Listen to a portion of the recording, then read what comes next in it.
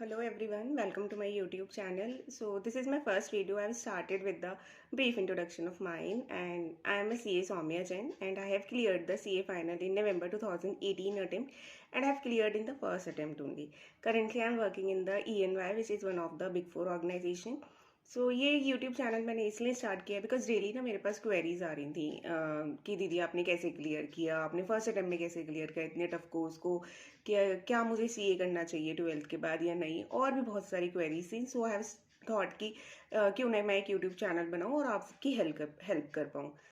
So the first question is whether you should do CA after 12th और not.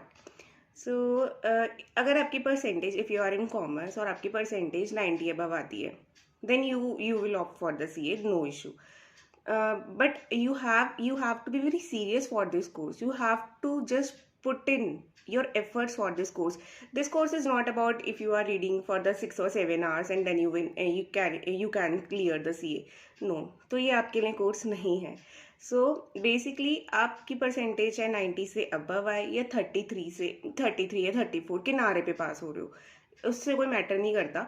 बस ये matter करता है कि जब आप इस कोर्स में रजिस्ट्रेशन कराएं तो आपको बहुत सीरियस होना पड़ेगा इस कोर्स के लिए. ये कोर्स वो नहीं है कि आपको कॉलेज लाइफ एंजॉय करना है तो हम ये कोर्स चले जाते हैं, या आपके बॉयफ्रेंड गर्लफ्रेंड जा रहे हैं तो चलो उनके पीछे पीछे चलते हैं कि साथ रहेगा. No, this is not for you. This course is not for you. Then you have to be very serious. So सबसे पहले लेते हैं कि अगर आपकी 90 अबव आ रही है, आप टॉपर हैं क्लास में, तो आपको ये कोर्स करना चाहिए. बिल्कुल, अगर आप 90 अबव आ रहे हैं और आपके कोर्स में है इंटरेस्ट, तो फिर आप ज़रूर जाओ इस कोर्स के लिए.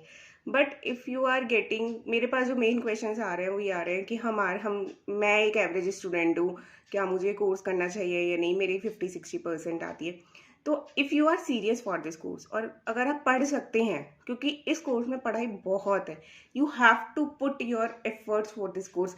आपको 12 से ज़्यादा घंटे पढ़ना ही पड़ेगा. 12-13 घंटा इज़ अ मिनिमम. ऐसा नहीं कि 6-7 घंटे पढ़ो और हो जाएगा, नहीं.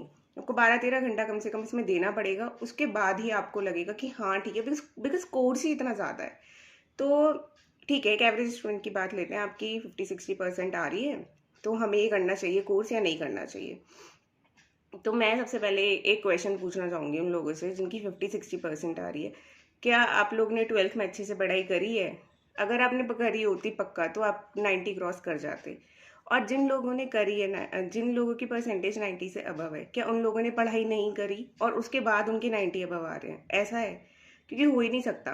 आपने पढ़ा है तभी आपके 90 अबव आ रहे हैं, और आपने नहीं पढ़ा है तभी आपकी 50-60 या 33-34% आ रही है.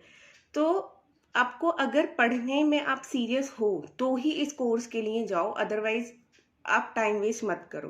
बिकॉज अभी आप अगर रजिस्ट्रेशन कराओगे या 12th की मार्कशीट आने के बाद आप रजिस्ट्रेशन कराते हैं, तो फिर आपका दिसंबर में अटेम्प्ट जाएगा और उसका रिजल्ट कहीं जैन या फैब में जाके आएगा. तो just waste of the 1 year of your life, of the your crucial period. तो if you are serious for the studies तो आप इस कोर्स के लिए जाए. This course is the best for the commerce graduates. Perfect. So एक question ये भी आता है कि ना, ये तो बहुत, इसमें पासिंग परसेंटेज बहुत कम रहती है. ऐसा तो नहीं कि हम लोग एंट्री में मेन हमारा फाउंडेशन हो जाएगा, उसके बाद हम अटक जाएंगे, तो फिर क्या, कैसे करेंगे फिर? इसके लिए मैं आप लोगों से बस यही कहना चाहूँगी कि अगर आप सीरियस हैं स्टडीज़ के लिए, आप सारे मॉड्यूल सब कुछ कवर करते हैं, तो आपका 110% क्लियर होगा ही होगा.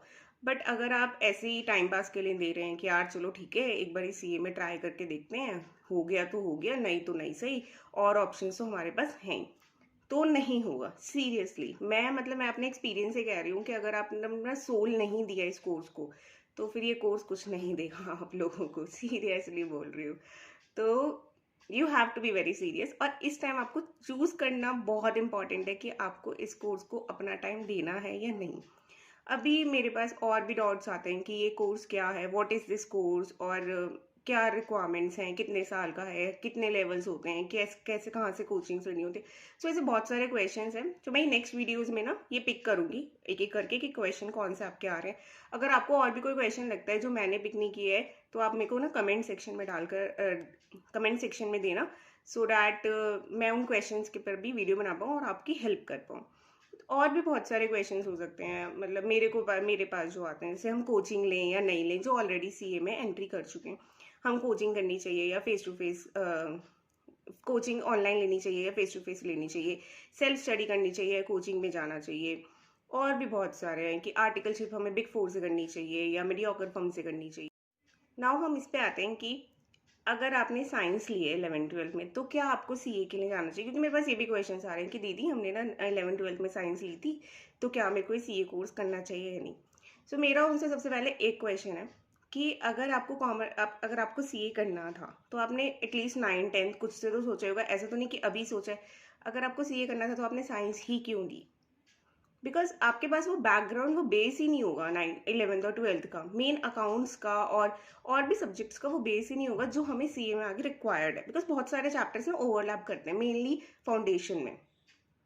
तो अगर आपने किसी मजबूरी में आके या किसी रीजन की वजह से 11th-12th में साइंस लेनी पड़ी और आपको करनी सीए ही है, तो फिर आप सीए में जाओ, लेकिन आपको एक्स्ट्रा एफर्ट्स देने पड़ेंगे according comparison to the other students. कि आपको कोचिंग में उससे ज़्यादा टाइम अपने आप को स्टडीज़ में देना पड़ेगा, क्योंकि आपको बेस समझना पड़ेगा अकाउंट्स का और भी सब्जेक्ट्स का, मेन अकाउंट्स का। जर्नल एंट्रीज होती हैं, तो यार हम लोगों ने वो 11th में सीखी थी, तो हमारे पास वो बेस था कि हम ठीक है सीए कर लेंगे, और सीए में हम उसके बाद वहाँ पर गए थे। ठीक है। सो अगर आप लोगों ने किसी रीज़न की वजह से साइंस लिया लेकिन आपने सोचा सीए का ही था, तो आप जाओ। ऐसे नहीं कि आप तो साइंस में हो, आपकी गर्लफ्रेंड कॉमर्स में और वो सीए कर रही है, तो आप उसके पीछे पीछे सीए करने जाओ। No, you are just wasting your life, your crucial period of time. Okay then एक क्वेश्चन ये भी आता है मेरे पास, बहुत ज़्यादा आता है कि अगर हमने सीए कर लिया, हो गया हमारा सीए, तो क्या गारंटी है कि हमारी लाइफस्टाइल, हमें जॉब मिलेगी, हमें प्रैक्टिस करने में जाना है। सो ये क्या है, मतलब हम जाएं या नहीं जाएं सीए कोर्स में, whether our future is secured और नॉट। सो ये भी एक क्वेश्चन आता है इस स्टेज पे कि जिन लोग अभी 12th का एग्जाम्स देंगे इन मई एंड जून, तो उन लोगों के लिए मेनली है कि जॉब की आप टेंशन नहीं लो, every CA has a job. आपने अपने लोकेलिटी में या अपने रिलेशन में कोई सीए ऐसा नहीं देखा होगा विच इज़ अनएम्प्लॉयड, कि वो सीए है और वो जॉब नहीं कर रहा है, वो प्रैक्टिस नहीं कर रहा, just sitting idle in the home. अगर वो अपनी मर्जी से बैठा है, फॉर एग्जाम्पल कोई गर्ल है and she has a restrictions for to moving out for the job, so that's a different reason. But if you are willing to work and you want to work, then CA के लिए job है, ऐसा तो नहीं है। Because CA are less and every, एक small organisation से और एक मल्टीनेशनल कंपनी तक हर किसी को सीए चाहिए ही चाहिए। तो हमारा प्रोफेशन तो यार बहुत सही है। और सबसे सबसे जो मुझे प्राउड लगता है इस प्रोफेशन में, इसमें आप रिजर्वेशन नहीं है, कोटा सिस्टम नहीं है, आप डोनेशन से आगे नहीं जा सकते। Only and only knowledge will bring you success. So ये बहुत इंपॉर्टेंट है, इस चीज़ को समझना। आपको यहाँ पे चूज करना पड़ेगा कि अगर आपको कॉलेज लाइफ एंजॉय करनी है, तो then CA course is not for you. You have to be very serious for the next 4 or 5 years for your life, and then you will chill. अगर आपको एक बारी सीए बन गए, तो उसके बाद आप चाहे प्रैक्टिस में जाएं या जॉब में जाएं, आपकी लाइफ बेस्ट होने वाली है। आप उस टाइम ना 4 या 5 years बाद अपना पैकेज कंपेयर करना, चाहे प्रैक्टिस में या जॉब में, उस स्टूडेंट से जो कॉलेज गया है। एक बार आप कंपेयर करके देखना कि मैं कितना अर्न कर रहा हूँ और वो कितना अर्न कर रहा है। There is a huge difference in the package. और स्टिल मैं आपको बताती हूँ कि ना जो लोग कॉलेज जा रहे हैं तो ग्रेजुएशन तो कर लेंगे, उसके बाद अगर वो अच्छे कॉलेज से करना चाहते हैं एमबीए या कुछ, तो उन लोगों को कैट क्लियर करना होता है। तो जब आप 4 और 5 years बाद आपके पास यार डिसेंट पैकेज होगा, बढ़िया अपना एमएनसी या बिग फोर में बैठे हुए होंगे, वो लोग स्टिल एमबीए कर रहे होंगे। मतलब मैं अपना केस बता सकती हूँ, मेरे को 3 साल हो गए हैं सीए बने हुए, मैं जॉब कर रही हूँ, और मेरा एक फ्रेंड है, मेरे मतलब एक नहीं बहुत सारे फ्रेंड्स हैं जो स्टिल एमबीएज या और एमटेक्स कर रहे हैं। तो यार this, your future is secured if you once clear the CA. So अब मैं ये नेक्स्ट वीडियो में बताती हूँ कि क्या रिक्वायरमेंट्स हैं और क्या मतलब कैसे कैसे ये स्ट्रक्चर होता है कोर्स का, which I will come in the next video. ठीक है, तब तक आप लोग प्लीज़ प्लीज़ प्लीज़ मेरी वीडियो को लाइक करो, शेयर करो और सब्सक्राइब करना तो बिल्कुल भी नहीं भूलना। बिकॉज आप लोग अगर सब्सक्राइब करोगे ना तो मेरे को मोटिवेशन मिलेगी कि मैं आगे फर्दर वीडियोस बनाऊं, जिससे कि ना आपको हेल्प मिलेगी कि आपको क्या करना चाहिए। और बिकॉज ये वीडियोस मैं अपने एक्सपीरियंस से बना रही हूँ, मैंने जो 4-5 ईयर्स में एक्सपीरियंस किया और जो मुझे प्रॉब्लम्स आई हैं, तो वो आपको इन वीडियोज़ को देख के ना बहुत हेल्प हो जाएगी कि आपको क्या करना चाहिए।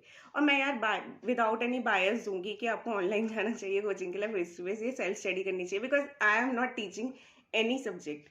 सो आपको कोई भी टीचर एक बायस दे सकता है ओपिनियन, बट मेरे पास तो मेरे एक्सपीरियंस से होगा कि भाई मैंने कैसे कैसे किया। तो अगर आप भी ये लोग स्ट्रैटेजीज फॉलो करोगे ना तो देन इट्स अ परफेक्ट, मतलब आपको बहुत हेल्प हो जाएगी। मैं इनफैक्ट ये भी बताऊंगी कि मैंने एग्जाम्स में कैसे प्रेजेंट किया, मैंने एग्जाम कैसे लिखा, एग्जाम्स की प्रिपरेशन कैसे करी।